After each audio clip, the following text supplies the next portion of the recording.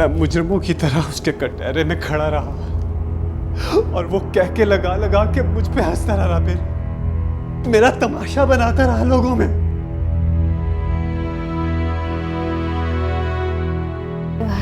चुप चुप। मैंने तुम्हें सुनने के लिए नहीं, तुम्हें कुछ सुनाने के लिए बुलाया है। मेरी बात गौर से सुनो और समझो। उसका जिक्र, उस शख्स को भूल जाओ और हमेशा हमेशा के लिए अपने मुंह पे सील लगा के बंद कर लो। मैं जानता हूं तुम्हें कोई फर्क नहीं पड़ेगा, लेकिन मेरी बात गौर से सुन लो और लिख कर रख लो रापेल। अगर मुझे पता चला कि तुमने ये बात कहीं भी खोली है तो अपने आप को गोली मार के खत्म कर दूंगा। मैं खत्म कर दूंगा। अपने आंसू पूछो और चेहरे पर मुस्कुराहट ला।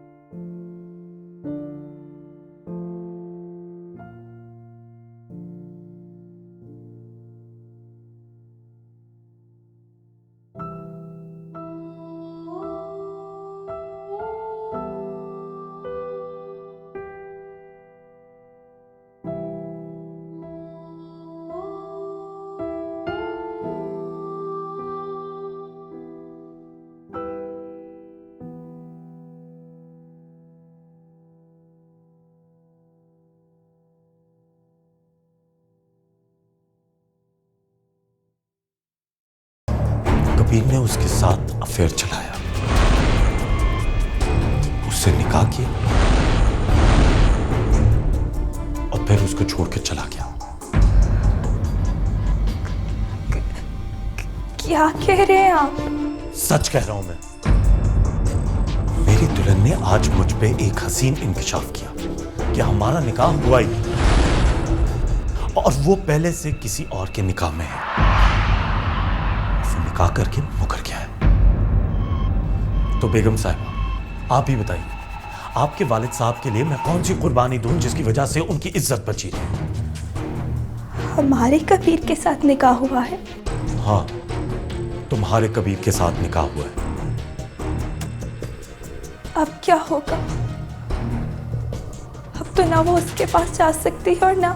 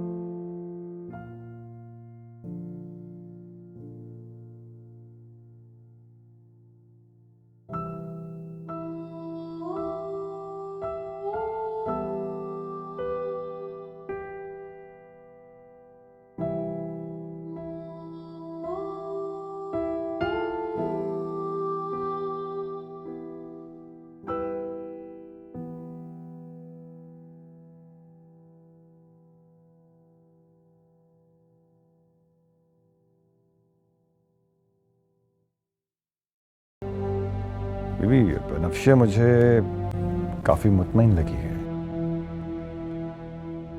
आपसे कोई शिकायत तो नहीं की उसने सौले की? पीर साले, मेरी बेटी का नाम तो लेकर देखे आप। उसकी बहन रहती है मेरे घर में।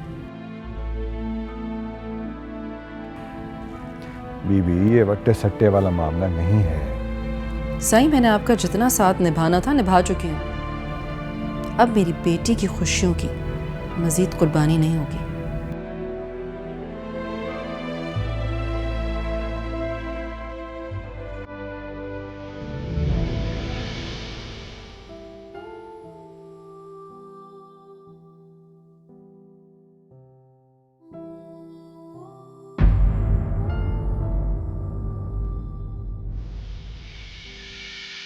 मुझे तो खुद नहीं पता कि उसने मेरे साथ ऐसा क्यों किया। शरीयत के दायरे में घिर के उसने मुझे मारा है। मुझे तो अपना कोई कसूर नजर भी नहीं आता। साले भाई की एक दो मामूली झड़पें हुई थी, लेकिन उनका इतना बड़ा रिएक्शन नहीं बनता। मेरा दिल चाहता है कि ये जमीन फट जाए और मैं उसमें समा जाऊं। मैंने अपने घर वालों की और इस खानदान की इज्जत को मोहब्बत के नाम पे लुटा दिया। देखो राबेल, हमें ताज सरकार को ये राज बताना होगा। नहीं एहराम, खुदा के वास्ते ऐसा ना करो। अगर ऐसा हुआ तो मैं शर्म के मारे मर जाऊंगी और मेरा भाई खुद को मार लेगा। उसने आज मुझे बुला के फिर से याद दिलाया कि अगर मैंने किसी को कुछ भी बताया तो वो अपने आप को मार डालेगा। ये अच्छा है, अपनी जिल्लत दूसरे के सर मत दो। फ्रॉड करो, बेईमानी करो, लेकिन अपनी बदनाम बहन को किसी अजनबी के साथ टिका दो। तुमने और उसने जो भी किया है ये बात का मामला है। उसने हमें इस चीज में घसीट के खामखा ज्यादती की। अब मरता है तो मर जाए। मैं कहां से अपने सीने में ये राज लेके फिरूं? मुझे ये राज खोलना होगा।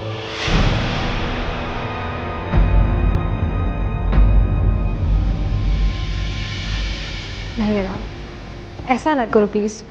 मुझे अपने साथ होने वाले धोखे का इतना दुख नहीं है जितना अपने खानदान की इज्जत के लुट जाने का दुख है। तो इसमें मेरा क्या कसूर है? मैं क्यों हिसाब दे रहा हूं? मुझे क्यों घसीटा जा रहा है? तुम लोगों को हमें इस्तेमाल करते हुए बिल्कुल भी शर्म नहीं आई? तुम्हारे साथ जो कुछ भी कबीर ने किया उस सब का बदला तुम लोग हम लोगों से ले रहे हो। गलती तुम्हारी है और पूरी दुनिया के सामने तमाशा हम लोगों का बन रहा है। सारे खानदान के सामने बीवी तुम मेरी हो, लेकिन निकाह में तुम किसी और के हो। मैंने बताया तो है, मैं नशे में थी। तुम अब भी खुदगर्जी से काम ले रही हो। ना जाने मुझसे किस पैर का तुम बदला ले रही हो। बैठे बिठाए मुफ्त की बदनामी मेरे सर पे बंद दी तुमने। ऐसे लगता है किसी ने मेरे हाथ पैर बांधकर मुझे दरिया में फेंक दिया हो और मुझे तैरना आने के बावजूद मैं डूब रहा हूं। देखो एराम, तुम होने वाले बड़े सरकार हो और हम तुम्हारी राया। और बड़ा सरकार अपनी राया के स्याह और सफेद का जिम्मेदार होता है। मेरी, मेरे घर वालों की जान और इज्जत अब दोनों बचाना तुम्हारा काम है। ओ प्लीज, कोई सरोकार नहीं है इस राजगद्दी से। मैं आम इंसान बन के जीना चाहता हूं। छोड़ दो तुम लोग मुझे। आम इंसान होना ही तो हम लोगों की किस्मत में नहीं है। आम इंसान हमें अपनी दुनिया में जगह ही कहाँ देता है ना। आम इंसान हो गई तो मैंने कबीर से निकाह किया था और उसने जलील करके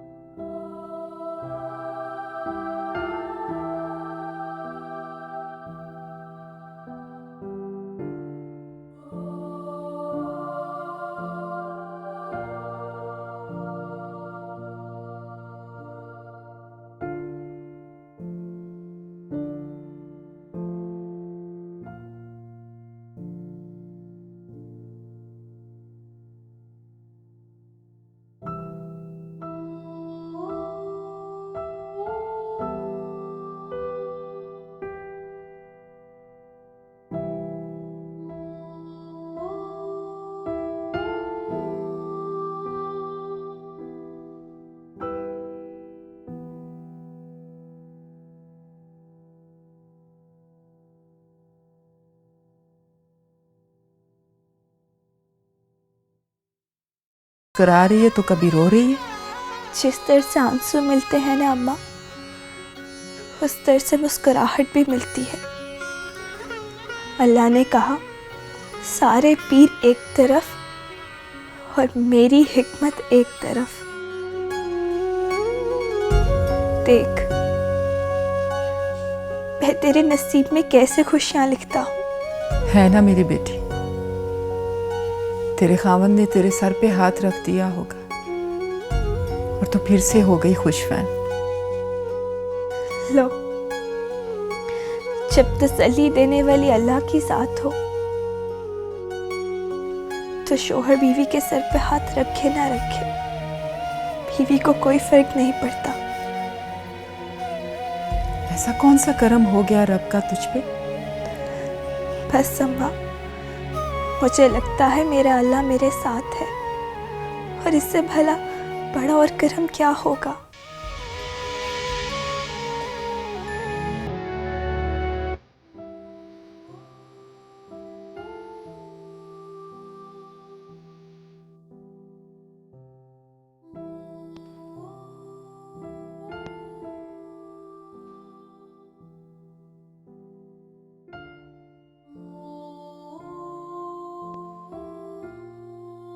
तुम्हें पता है बेटा, मैं अभी ये दुआ कर रहा था कि है मेरे परवरदिगार, जब मैं अपनी बेटी को देखूं तो उसका मुस्कुराता हुआ चेहरा मुझे नजर आए। और अल्हम्दुलिल्लाह तुम मेरे सामने खड़ी मुस्कुरा रही हो। क्या पता अल्लाह ने आपकी ही सुन ली हो। हाँ बेटा, मैं तो अपनी औलाद के लिए दुआएं ही कर सकता हूँ, और तो कुछ कर नहीं सका तुम लोगों के लिए मैं। आप बस सुबह शाम हमारे लिए दुआ करते रहे, सारी रस्सियां खुद ही जल जाएंगी इंशाअल्लाह ऐसा ही होगा। बेटा, मैं तुम्हारा चेहरा देखने आया था और तुम्हें ये कहने के लिए आया था कि तुम्हारे साथ तुम्हारी माँ की तरह नाइंसाफी नहीं होगी। मैं अल्लाह की तरफ से रास्ता निकाले जाने का मुंतज़िर हूँ, उस लम्हे का मुंतज़िर हूँ जब मैं और एहराम दोनों अपने अपने निकाह को ज़माने के सामने ओन करने के काबिल होंगे। वो लम्हा ज़रूर आएगा। इंशाअल्लाह ज़रूर आएगा। खुश रहो।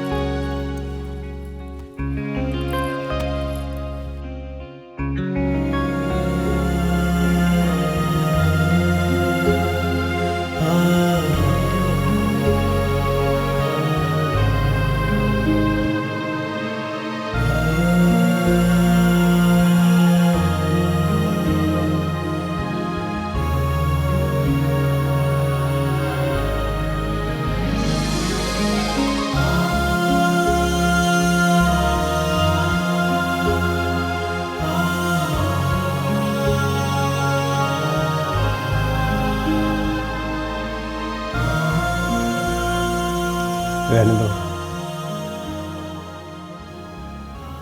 नहीं, वो मेरा मतलब है कि अच्छी लग रही है, पहने रखो।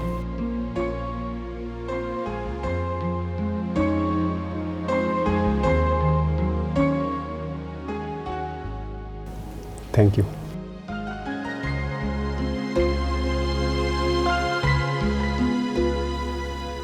जब इंसान इतना नेगेटिव हो के उसका इर्द गिर्द से पड़ जाए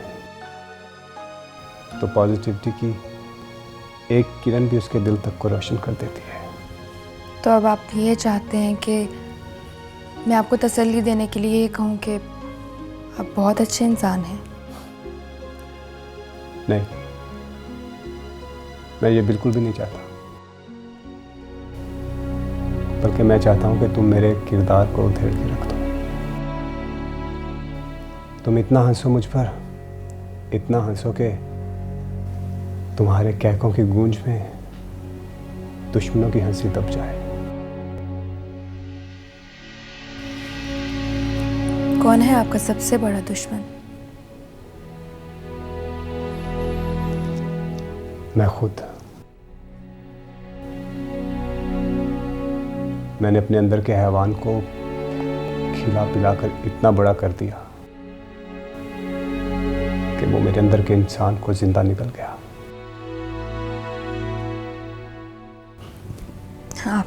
आपके मुंह से कभी ऐसी बातें सुनी नहीं। मुझे कभी नजर भर के देखा है पहले तुमने? सही कहा, मैंने तो कभी आपको देखा ही नहीं।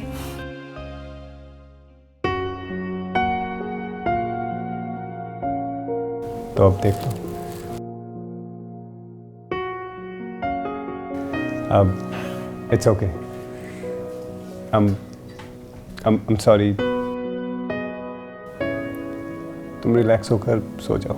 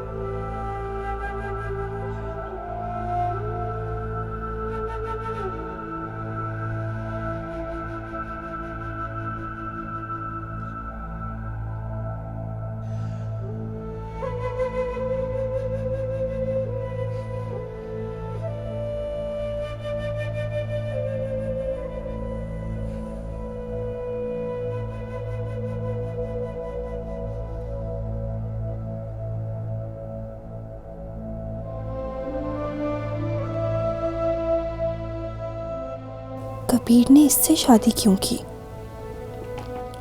और अगर कर भी ली तो इससे मुकर क्यों गया? कबीर ऐसा मर्द तो नहीं जो अपनी बीवी को बेयार और मददगार छोड़ के किसी दूसरे मर्द के हवाले कर दे। कहीं उसने मेरा बदला निकालने के लिए तो इसे इस्तेमाल नहीं किया? पर ऐसा कैसे हो सकता है?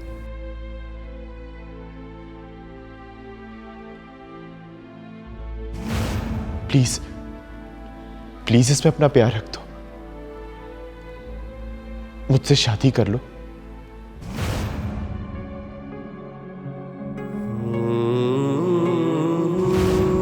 क्या तुमने कभी सोचा था कि यूं भी हो जाएगा? हाँ, क्यों नहीं।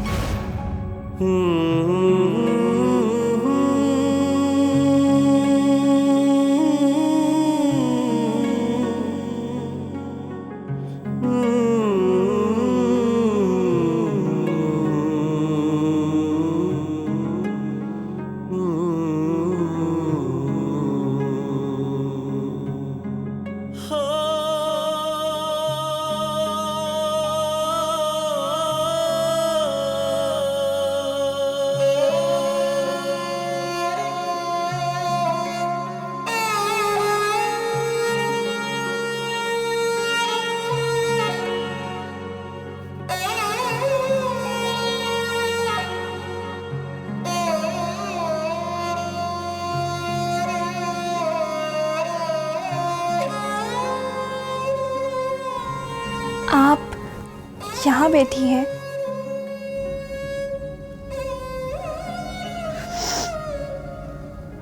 हाँ, अंदर बहुत घुटन हो रही थी। सुनो, तुम किसके लिए इतना बेसुकून हो? जी, वो जो तुम्हारा आशिक था, कौन? वो तुम्हारे मामू का बेटा। क्या नाम था उसका? कबीर? अब नहीं आता वो यहाँ? नहीं। क्यों? क्या अब उसकी जिंदगी में कोई और आ गई है? शायद। क्या तुम्हें भुला दिया होगा उसने?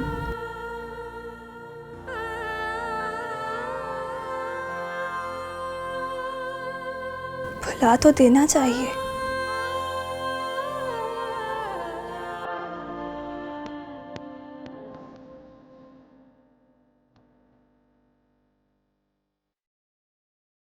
हो सकता है कि ना भुला पाया तुम्हारी उनसियत, तुम्हारी मोहब्बत, तुम्हारे लिए खाए जाने वाली मार।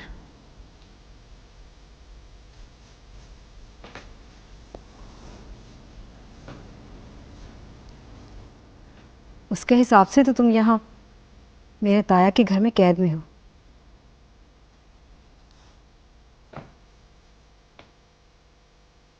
हो सकता है कि उसने इस बात को जहर समझ के अपने हलक में उतार लिया।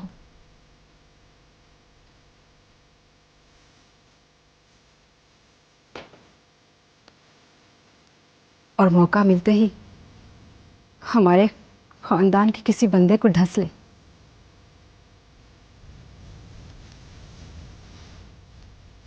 तुम्हारा राब्ता होता है उससे? नहीं। अगर हो तो उससे कहना कि बेगुनाह लोगों को फांसी पे चढ़ाना भी कत्ल ही होता है।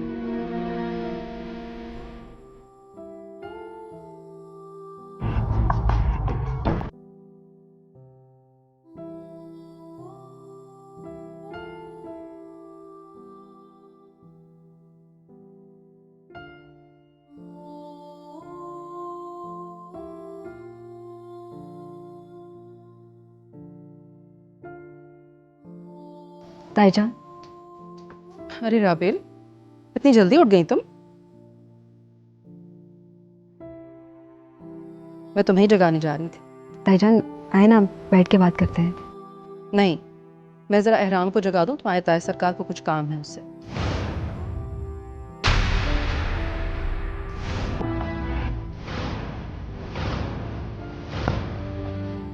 शाम को वलीमे पे मिनिस्टर्स आ रहे हैं कुछ, तो प्रोटोकॉल के लिए डिस्कस करना। तुम ताया सरकार के पास चलो, मैं आती हूँ। ताईजान,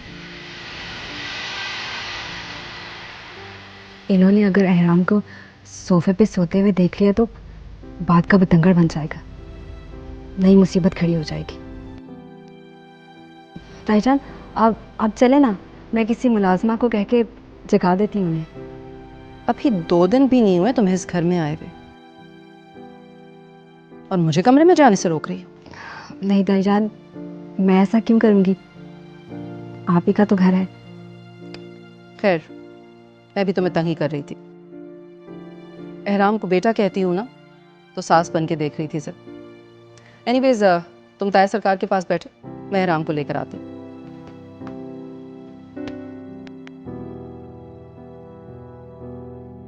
राजदारी का एक एक कदम कितना भारी होता है, जान निकल जाती है उठाते उठाते।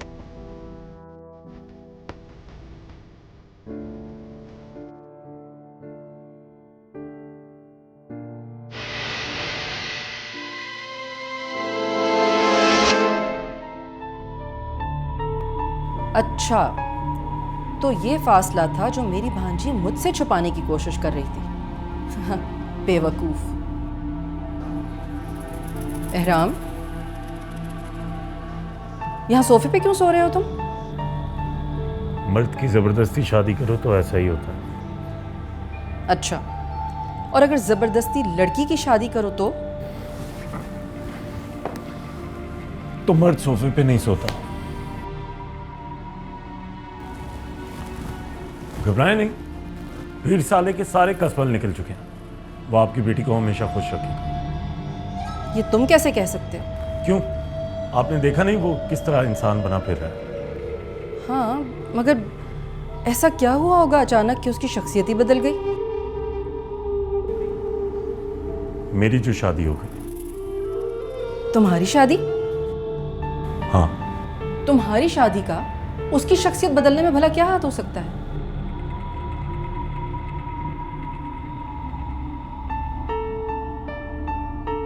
मैं वो सदके का बकरा बन गया जिसको ज़िबा करने के बाद खानदान की तमाम मुसीबतें टल जाती हैं। एहराम प्लीज, राबेल बहुत अच्छी है, खुश रखेगी तुम्हें। मेरी खुशी तो ज़माना देखेगा। आप बताएं, आप क्या कहने आई थी? भाई, तुम्हारे ताया सरकार आज आने वाले वीआईपीज़ के बारे में तुमसे कुछ डिस्कस करना चाह रहे हैं। यानी अब दूर दूर से लोग आ रहे हैं हमारी नौटंकी देखने। ओ प्लीज एहराम, अब इतनी भी बुरी नहीं है वो। हाँ, अगर तुम्हारा दिल कहीं और है तो मैं कुछ नहीं कह सकती।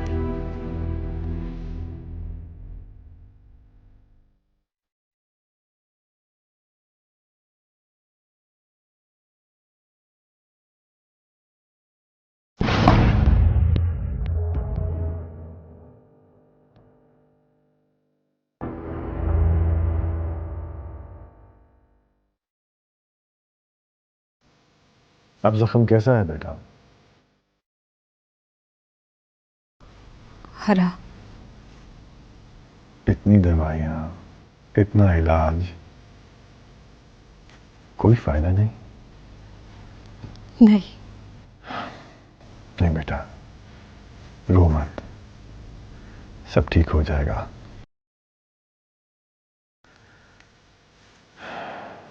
जो लड़कियां जबरदस्ती किसी मर्द को अपनी जिंदगी में लाती हैं, उनकी आंखों में नमी हमेशा के लिए ठहर जाती है।